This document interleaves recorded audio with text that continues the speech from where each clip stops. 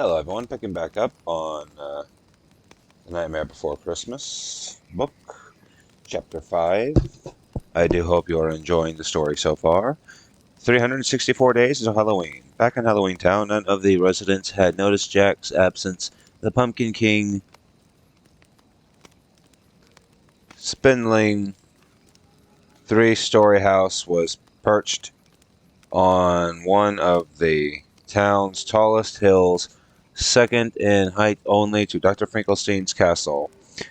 A wrought iron gate in the shape of a pumpkin opened to a curving staircase held up on precarious supports that led to the front door. The house was much like Jack himself, angular and gaunt, and somehow a little lonely, even in the middle of a crowd humming his favorite tune. The mayor of Halloween Town steered his hearse over the cobblestone streets toward Jack's place. He wore his carefree face now, and why not? It had truly been the best Halloween yet, but he couldn't let their recent success make them complacent. Oh no, now they had to top it for the next year. An even greater challenge, which meant they would need every minute of the next 364 days to plan and prepare. What a team, and dare he say friend. They were the mayor and the Pumpkin King. It was early, though not bright. The sun was never bright in Halloween Town, but the clouds were a lovely, decomposed skin shade of gray.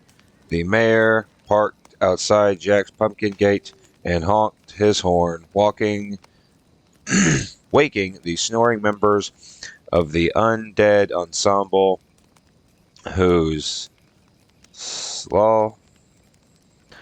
sallow faces said they'd been up all night playing their gloomy tune.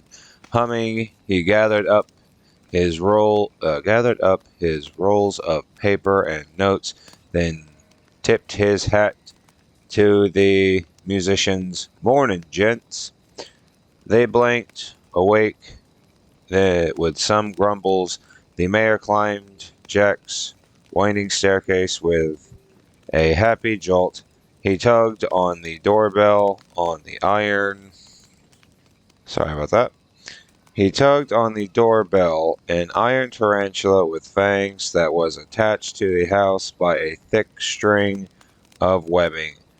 The bell triggered a loud ring from somewhere inside the house, followed by an even louder recorded scream at the announcement of a visitor. The doorknob's bloodshot eyeball blinked open to see who had come. The mayor rearranged his maps and charts while he hummed and waited. A few minutes passed, and Jack didn't answer. Well, I wonder where he could be.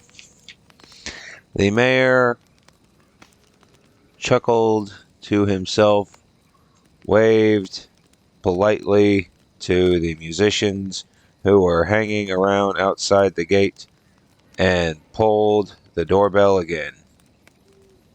The same recorded scream repeated that Jack probably still asleep. He deserves it today, but for now, up early, the mayor thought. Oh, up before. Okay, here. He deserved it today, but from now on, up and early, the mayor thought to himself. Does it show that I'm still dyslexic and can't read? But the truth was, he was beginning to get anxious. His neck tingled like it was going to start spinning his head around at any moment. "Jack," he called out, "you home?" There was still no answer. The mayor felt a ticklish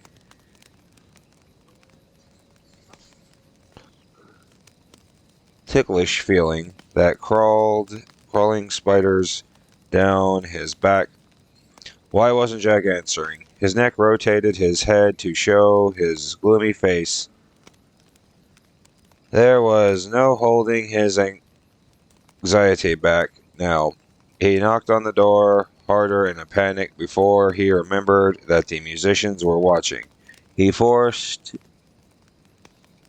his cheerful face back in front so he could give them a wide grin, as though nothing was wrong. Jack, he called out back towards the house in a high-pitched, "I've got the plans for next Halloween." He unrolled a diagram of bats, black cats, and jack-o'-lanterns. He held it up to the eyeball doorknob. "I need to go over them with you so we can get started." Jack still didn't come to the door. The mayor didn't like this at all. No, not at all. In his anxiousness, he accidentally dropped some of the rolls Halloween plans, triggering another face change. He pleaded, pale-faced and gloomy, at the door. "Jack, please, I'm only an elected official here. I can't make decisions by myself." He raised his megaphone to his lips. "Jack, answer me." He leaned back so far to shout into the megaphone that he lost his balance and tumbled backwards, bumping his way painfully down the rickety stairs. Oh! He rolled to a stop at the base of the pumpkin gate. The undead ensemble, which had watched the whole production from the far side of the gate, shifted closer. "He's not home," the hulking accordion player said through the bars. The mayor wasn't sure which hurt more, his bruises or his nagging worries about Jack. He wailed, "Where is he?" The saxophone player shrugged. "He hasn't been home all night." "Oh," the mayor shrieked. His carefully rolled up plans were crumbled. He dropped his megaphone somewhere, but those things could be replaced. Redrawn, Jack couldn't be replaced. Without Jack, there was no team. Even with two faces, he couldn't plan the best Halloween of all time on his own. That is the end of Chapter 5. I do hope you're enjoying the story so far. Please remember to like, share, comment, subscribe. We'll be starting up Chapter 6 tomorrow. Thank you so much, and I'll see you all next time. Goodbye.